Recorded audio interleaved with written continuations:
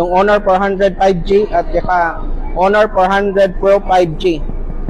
Bali, yung Honor 400 5G guys is naka 512 of internal storage na siya, 6,000 mAh of battery, IP66 water resistance, at saka yung processor nito guys is naka Qualcomm Snapdragon 7 Gen 3. At yung price nito is 22,999.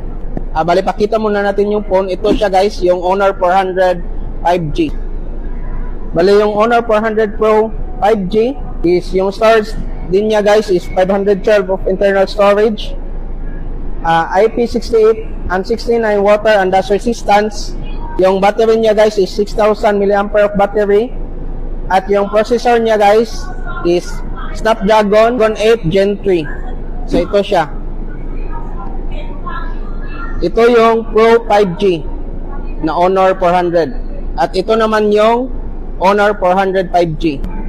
So bali, ito yung dalawang version ng Honor 400 na latest ni Honor ngayon.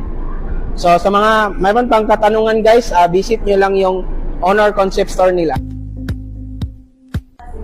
So next naman nating pinuntahan is yung Oppo concept store dito sa Gmall Tagum. At bali, yung latest nila dito is mayroon silang Oppo Reno 14 series.